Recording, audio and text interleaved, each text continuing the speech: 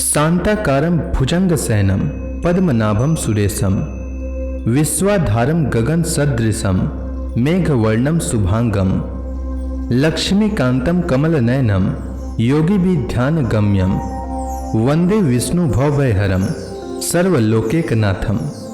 मंगलम भगवान विष्णु, मंगलम गरुड़ध्वज, मंगलम पुंडरीकाक्ष, मंगलाय तनोहरि। ओम नमो भगवते वासुदेवाय। आज का दिन आप सभी के लिए मंगलमय हो। पूर्णिमा के दिन सत्यनारायण भगवान की कथा अवश्य सुननी चाहिए, साथ ही दूसरों को भी सुनानी चाहिए। इससे सभी प्रकार के आने वाली संकटें दूर होती है। भगवान नारायण की कृपा हमेशा बनी रहती है और हर मनोकामना पूर्ण होती है। संसार में एकमात्र भगवान नारायण ही सत्य हैं, बाकी सब माया है। सत्य में ही सारा जगत समाया हुआ है। सत्य को नारायण के रूप में पूजना ही श्री सत्यनारायण भगवान की पूजा है। तो प्रेम से बोलिए श्री सत्यनारायण भगवान की जय। श्री सत्यनारायण व्रत कथा पहला अध्याय। प्राचीन समय की बात है। नैमिषारण्य तीर्थ में शौनक आदि 88,000 ऋषियों ने श्री सूत जी से पूछा, हे प्रभु, इस कलयुग में वेद विद्या रहित मनुष्यों को प्रभु भक्ति किस प्रकार मिलेगी तथा उनका उद्धार कैसे होगा। हे मुनिश्रेष्ठ, कोई ऐसा तप कहिए जिसमें थोड़े समय में पुण्य प्राप्त हो तथा मनवांछित फल भी मिले।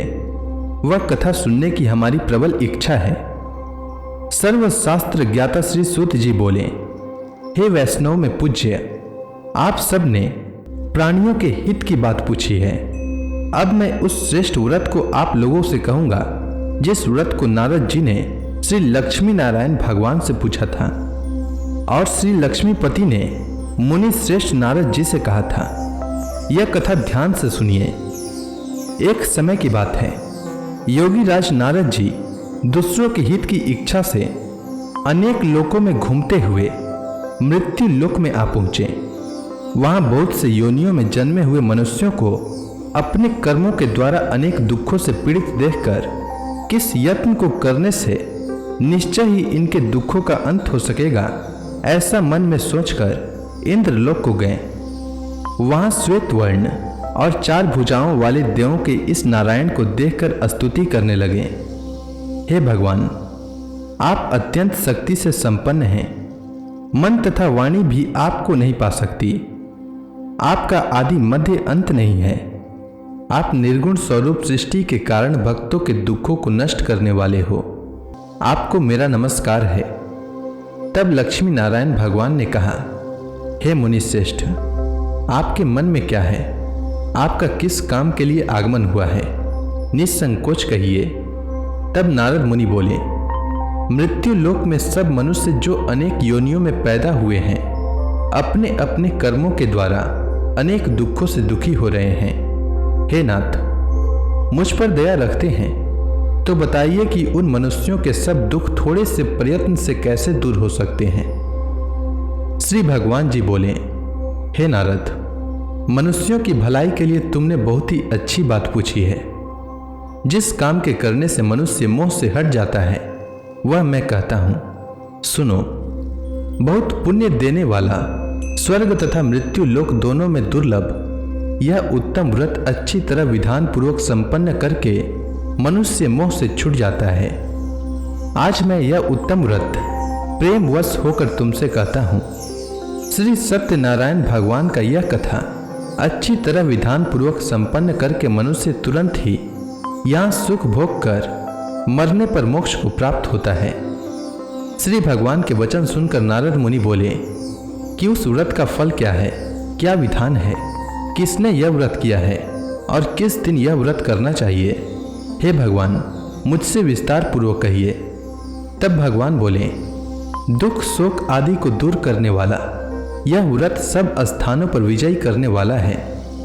भक्ति और श्रद्धा के साथ किसी भी दिन मनुष्य श्री सत्यनारायण की शाम के समय ब्राह्मणों और बंधुओं के साथ धर्मपरायण होकर पूजा करे। भक्ति भाव से नैवेद्य केले का फल, घी, दूध और गेहूं का चूर्ण सवाया लेवे। गेहूं के अभाव में साठी का चूर्ण, शक्कर अथवा गुड़ लें तथा भक्ति भाव से भगवान का स्मरण करता हुआ समय व्यतीत करे। इस तरह इसे करने पर मनुष्यों की इच्छा निश्चय पूरी होती है। विशेषकर कली काल में मृत्यु लोक पर यही मोक्ष का सरल उपाय है। प्रथम अध्याय संपूर्ण। श्री सत्यनारायण व्रत कथा दूसरा अध्याय। सूत जी बोले, हे ऋषियों, जिसने पहले समय में इस व्रत को किया है उसका इतिहास कहता हूं, ध्यान से सुनो। सुंदर काशीपुरी नगरी में एक अत्यंत निर्धन ब्राह्मण रहता था। वह भूख और प्यास से बेचैन हुआ पृथ्वी पर घूमता था। ब्राह्मणों से प्रेम करने वाले श्री भगवान ने ब्राह्मण को दुखी देखकर बुढ़े ब्राह्मण का रूप धारण कर उसके पास जाकर आदर के साथ पूछा, हे विप्र, तुम नित्य ही दुखी होकर पृथ्वी पर क्यों घूमते हो? हे श्रेष्ठ ब्राह्मण, यह सब मुझसे कहो, मैं सुनना चाहता हूं। ब्राह्मण बोला, मैं निर्धन ब्राह्मण हूं, भिक्षा के लिए पृथ्वी पर फिरता हूं। हे भगवान, यदि आप इससे छुटकारा का उपाय जानते हो तो कृपा कर कहो। वृद्ध ब्राह्मण बोला कि श्री सत्यनारायण भगवान मनवांछित फल देने वाले हैं, इसलिए हे ब्राह्मण, तुम उनका पूजन करो, जिसके करने से मनुष्य सब दुखों से मुक्त हो जाता है। ब्राह्मण को व्रत का सारा विधान बतलाकर बुढ़े ब्राह्मण का रूप धारण करने वाले श्री सत्यनारायण भगवान अंतर्ध्यान हो गए। जिस व्रत को वृद्ध ब्राह्मण ने बतलाया है मैं उसको करूंगा, ऐसा निश्चय कर उस ब्राह्मण को रात में नींद नहीं आई। वह सवेरे उठकर श्री सत्यनारायण भगवान के व्रत का निश्चय कर भिक्षा के लिए चल दिया। उस दिन उसको भिक्षा में बहुत धन मिला, जिससे बंधु बांधवों के साथ उसने श्री सत्यनारायण भगवान का व्रत किया।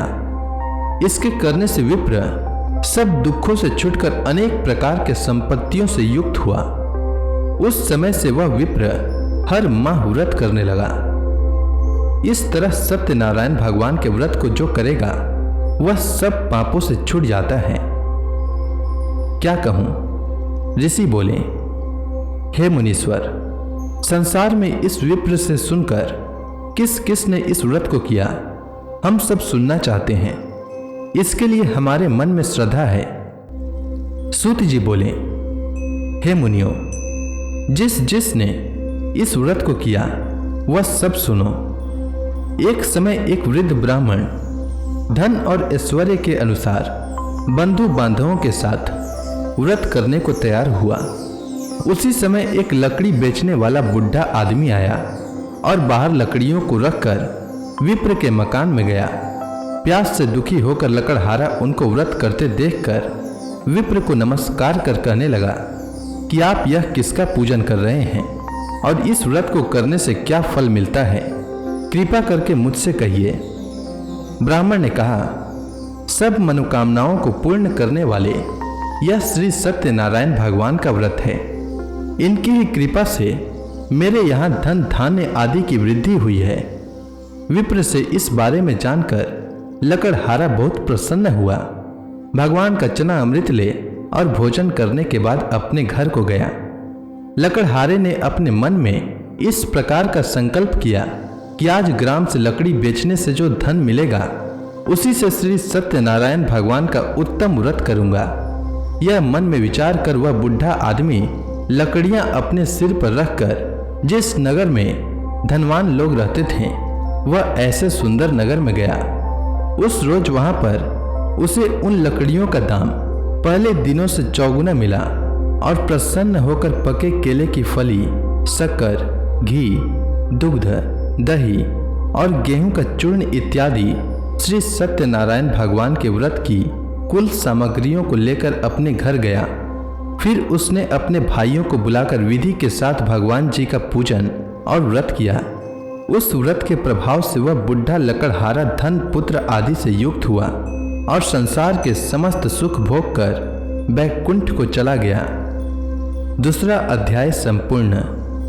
श्री सत्यनारायण व्रत कथा तीसरा अध्याय। श्री सूत जी बोले, हे ऋषि मुनियों, अब मैं आपको आगे की कथा सुनाता हूँ। प्राचीन समय में कनकपुर में उल्का मुख नामक एक बुद्धिमान तथा सत्यवादी राजा राज्य करता था। वह प्रतिदिन मंदिर में जाकर श्री सत्यनारायण भगवान की पूजा करता था और निर्धनों को खूब अन्न, वस्त्र और धन दान करता था। उसकी पत्नी सुभद्रा बहुत सुशील थी। वे दोनों हर महीने श्री सत्यनारायण भगवान का व्रत करते थे। श्री सत्यनारायण की अनुकंपा से उनके महल में धन संपत्ति के भंडार भरे थे। उनकी सारी प्रजा बहुत आनंद से जीवन यापन कर रही थी। एक बार राजा और रानी बहुत से लोगों के साथ जब भद्रशिला नदी के किनारे श्री सत्यनारायण भगवान की पूजा कर रहे थे तो नदी के किनारे एक बड़ी नौका आकर ठहरी। उस नाव में एक धनी व्यापारी यात्रा कर रहा था। वह बहुत सा धन कमाकर अपने नगर को लौट रहा था। उसका सारा धन उस नाव में रखा हुआ था। नाव से उतरकर व्यापारी राजा के पास पहुंचा।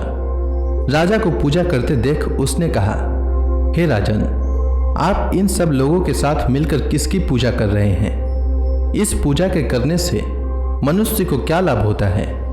राजा ने व्यापारी से कहा, हम हर पूर्णिमा को सत्यनारायण भगवान का व्रत करते हैं और फिर पूजा अर्चना के बाद भगवान का प्रसाद लोगों को बांटकर स्वयं भी प्रसाद ग्रहण करते हैं। सत्यनारायण भगवान की पूजा से निसंतान को संतान प्राप्त होता है और दुखियों के दुख दूर होते हैं।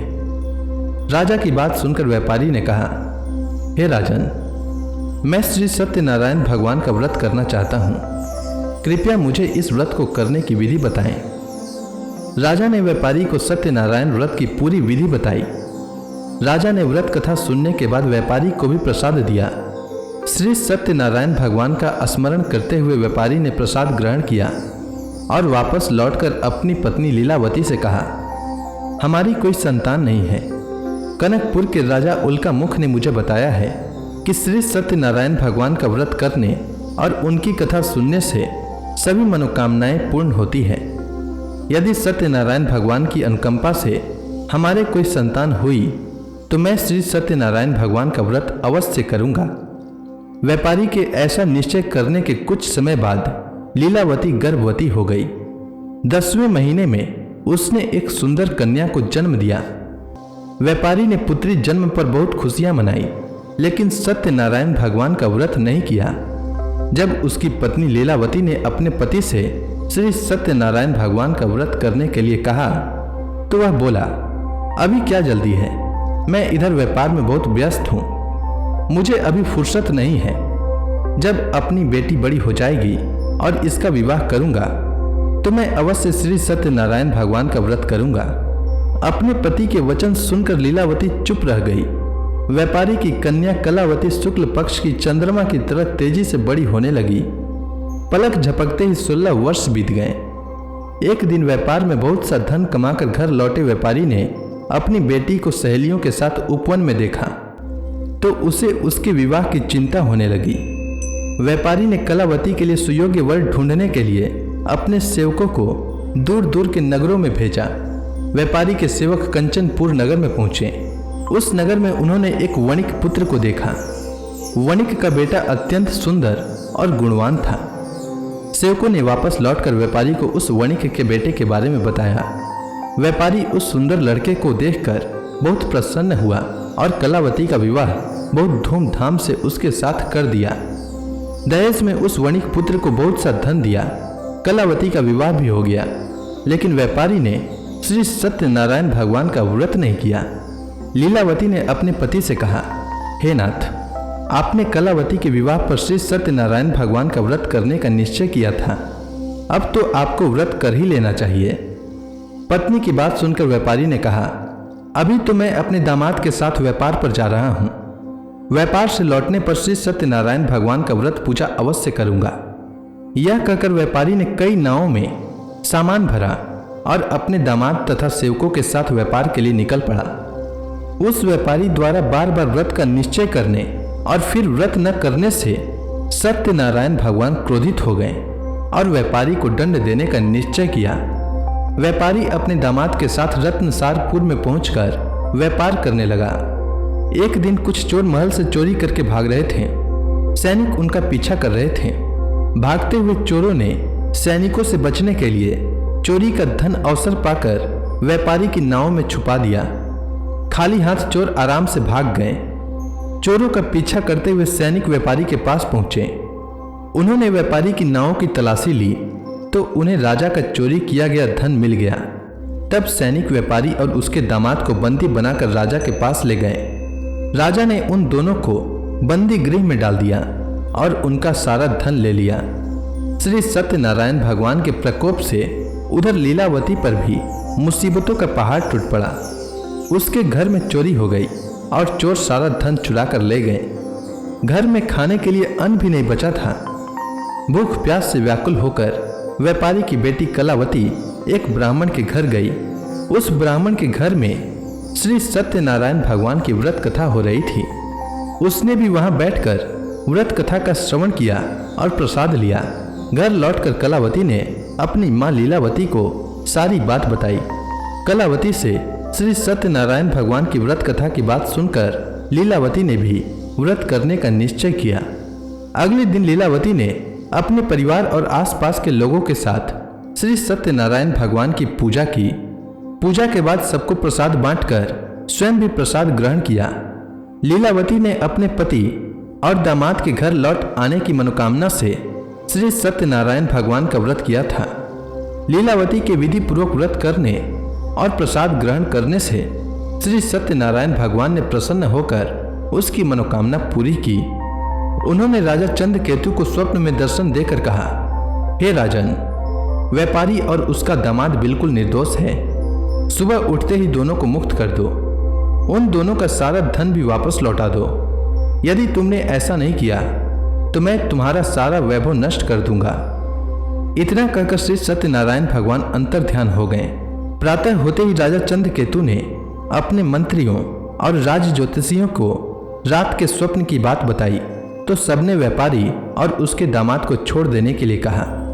राजा चंद्रकेतु ने तुरंत उस व्यापारी और उसके दामाद को छोड़ दिया। उनका सारा धन भी वापस कर दिया। इस प्रकार श्री सत्यनारायण भगवान की अनुकंपा से व्यापारी और उसका दामाद दोनों खुशी खुशी अपने नगर की ओर चल दिए। तृतीय अध्याय समाप्त। श्री सत्यनारायण व्रत कथा चतुर्थ अध्याय। श्री सूत जी बोले, उस व्यापारी ने अपने दामाद के साथ शुभ मुहूर्त में नाव द्वारा रत्नसारपुर से प्रस्थान किया। लंबी यात्रा करने के बाद व्यापारी ने एक नगर के किनारे नाव को रोककर भोजन किया और फिर दोनों विश्राम करने लगे। तभी श्री सत्यनारायण भगवान साधु के रूप में व्यापारी के पास पहुंचे और पूछा, हे वणिक, तेरी नाव में क्या सामान लदा हुआ है? व्यापारी ने मन ही मन सोचा, दंडी साधु अवश्य ही कुछ मांगने की इच्छा से सामान के बारे में पूछ रहा है। यह सोचकर व्यापारी ने झूठ बोला, हे दंडी स्वामी, मेरी नाव में तो बेल और पत्ते भरे हुए हैं। व्यापारी के झूठे वचन सुनकर सत्यनारायण भगवान ने क्रोधित होते हुए कहा, हे वैश्य, जो तुमने कहा है वही सत्य होगा। इतना कहकर सत्यनारायण भगवान कुछ दूर जाकर अंतर ध्यान हो गए। उधर व्यापारी दंडी साधु को वहां से खाली हाथ लौटाकर बहुत प्रसन्न हुआ। लेकिन जब व्यापारी ने अपनी नाव में बेल और पत्ते भरे हुए देखे तो वह जोर जोर से विलाप करने लगा और मन ही मन अपने झूठ बोलने पर प्रायश्चित करने लगा। रोते रोते व्यापारी मूर्छित हो गया। कुछ देर बाद जब उसकी मूर्छा नष्ट हुई तो वह फिर विलाप करने लगा। तब उसके दामाद ने कहा, आप इतना दुखी मत होइए, यह सब उस दंडी साधु के शाप के कारण हुआ है। अतः वह दंडी महाराज हमें इस विपत्ति से छुटकारा दिला सकते हैं। दामाद के वचन सुनकर व्यापारी दंडी साधु की तलाश में चल दिया। कुछ देर ढूंढने पर उसे एक वृक्ष के नीचे दंडी साधु के रूप में सत्यनारायण भगवान मिल गए। व्यापारी ने दंडी साधु के चरणों पर गिरकर झूठ बोलने की क्षमा मांगी। दंडी स्वरूप सत्यनारायण भगवान बोले, हे वणिक पुत्र, तेरे बार बार झूठ बोलने के कारण ही मैंने तुझे इतना दंड दिया है। तूने बार बार सत्यनारायण भगवान अर्थात मेरी पूजा करने के लिए कहा, लेकिन कभी पूजा की नहीं। व्यापारी ने तब हाथ जोड़कर कहा, हे भगवान, आप तो दिन दुखियों के कष्ट दूर करने वाले हैं, सबकी मनोकामनाएं पूरी करते हैं। मेरी इस गलती को भी क्षमा करिए। आपके रूप को तो ब्रह्मा जी भी नहीं जान पाते, फिर भला मैं अज्ञानी कैसे आपकी लीला को समझ पाता। अब मैं जीवन में कभी झूठ नहीं बोलूंगा, सदैव श्री सत्यनारायण भगवान का व्रत और पूजा किया करूंगा। आप मुझ पर अनुकंपा करें। व्यापारी की क्षमा याचना सुनकर दंडी साधु ने उसे क्षमा कर दिया। उसी समय व्यापारी की नाव में भरे हुए बेल और पत्ते धन धान्य में परिवर्तित हो गए। व्यापारी ने अपने सेवकों के साथ अगले दिन श्री सत्यनारायण भगवान का व्रत करके उनकी पूजा की। सबको प्रसाद वितरित करके स्वयं भी प्रसाद ग्रहण किया।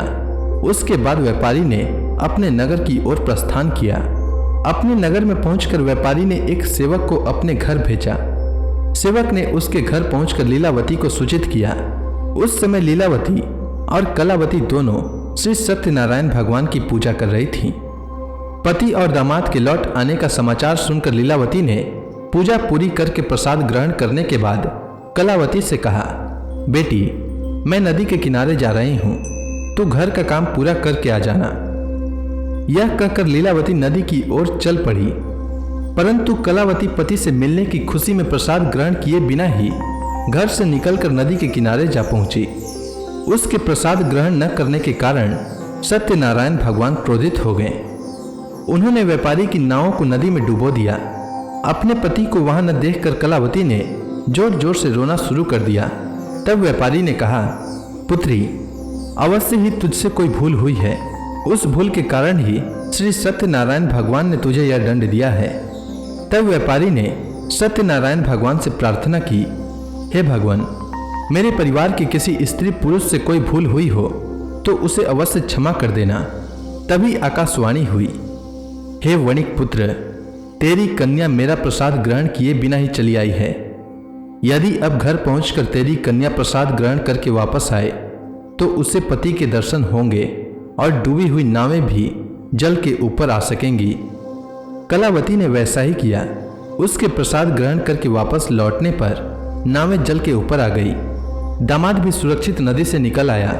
घर लौटकर व्यापारी ने अपने परिवार और बंधु बांधवों के साथ मिलकर विधि अनुसार श्री सत्यनारायण भगवान की पूजा की, जिसके बाद उसकी सभी मनोकामनाएं पूरी हुई और वह आनंद पूर्वक जीवन यापन करता हुआ विष्णु लोक को चला गया। चतुर्थ अध्याय समाप्त। श्री सत्यनारायण व्रत कथा पंचम अध्याय।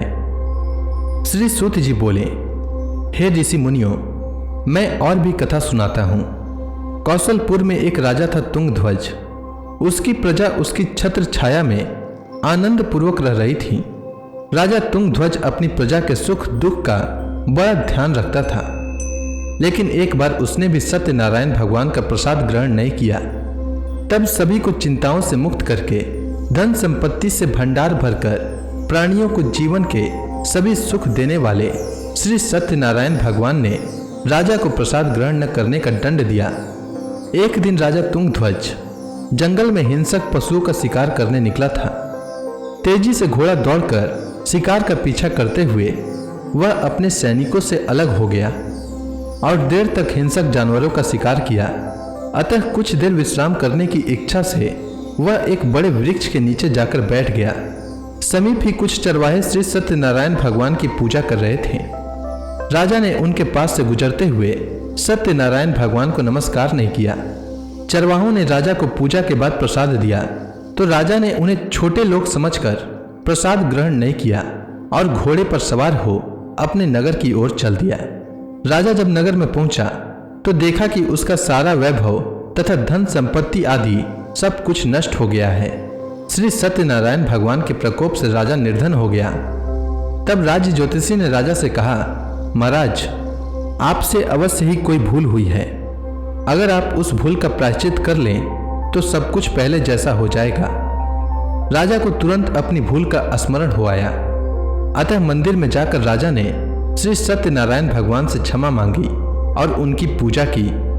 पूजा के बाद प्रसाद ग्रहण करने से श्री सत्यनारायण भगवान की अनुकंपा से चमत्कार हुआ। राजा का खोया वैभव पुनः लौट आया। श्री सत्यनारायण भगवान की अनुकंपा से जीवन के सभी सुखों का भोग करते हुए अंत में राजा तुंगध्वज वैकुंठ धाम को गया और मोक्ष को प्राप्त किया। श्री सत्यनारायण भगवान के व्रत पूजा को जो भी मनुष्य करता है उसके सभी दुख चिंताएं नष्ट हो जाती है। उसके घर में धन धान्य के भंडार भरे रहते हैं। निसंतानों को संतान की प्राप्ति होती है और सभी मनोकामनाओं को प्राप्त कर मनुष्य अंत में मोक्ष को प्राप्त कर सीधे वैकुंठ धाम को जाता है। श्री सूत जी ने कुछ पल रुक कर कहा, हे श्रेष्ठ मुनियों, श्री सत्यनारायण भगवान के व्रत को पूर्व जन्म में जिन लोगों ने किया उन्हें दूसरे जन्म में भी सभी तरह के सुख प्राप्त हुए।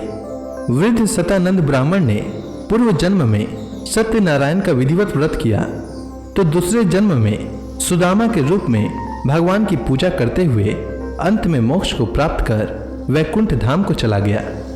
उल्का मुख राजा अगले जन्म में राजा दशरथ के रूप में मोक्ष को प्राप्त करके वैकुंठ को गए। व्यापारी ने मोर ध्वज के रूप में जन्म लिया और अपने पुत्र को आरे से चिरकर भगवान की अनुकंपा से वैकुंठ को प्राप्त किया।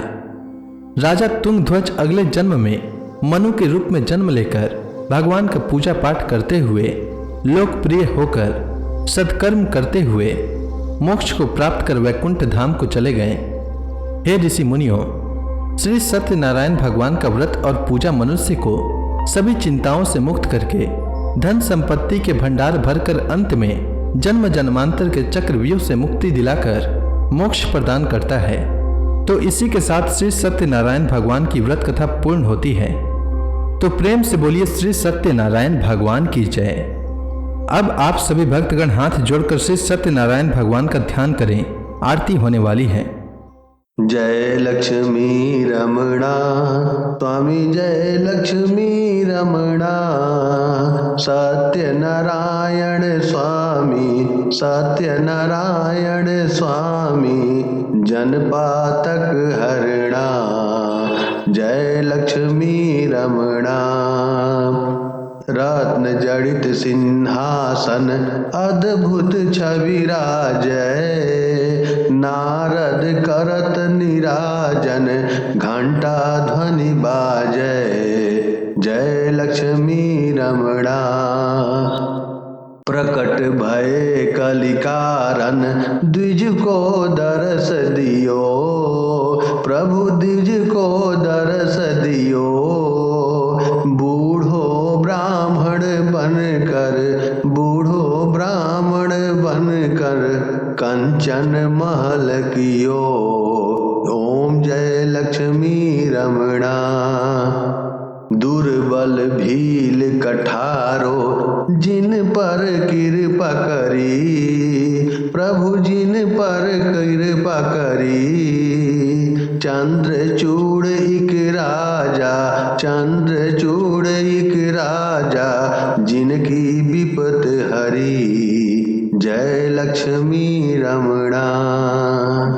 वैश्य मनोरथ पायो श्रद्धा तज दिन्ही, प्रभु श्रद्धा तज दिन्ही, सो फल भाग्यो प्रभु जी, सो फल भाग्यो प्रभु जी, फिर स्तुति किन्ही, जय लक्ष्मी रमणा। भाव भक्ति के कारण छिन छिन रूप धरयो, प्रभु छिन छिन रूप धरयो, श्रद्धा धारण किन्नी तिनको काज सरयो, जय लक्ष्मी रमणा। ग्वाल बाल संग राजा वन में भक्ति करी, प्रभु वन में भक्ति करी, मन वांछित फल दीना, मन वांछित फल दीना, दिन दयालु हरि, जय लक्ष्मी रमणा। चढ़त प्रसाद सवायो कदली फल मेवा, प्रभु कदली फल मेवा, धूप दीप तुलसी से राजी सत्य देवा, जय लक्ष्मी रमणा। सत्यनारायण जी की आरती जो कोई नर गावे, प्रभु आरती जो कोई नर गावे, रिद्धि सिद्धि सुख संपत्ति, रिद्धि सिद्धि पति जी भर के पावे। जय लक्ष्मी रमणा। प्रेम से बोलिए सत्यनारायण भगवान की जय।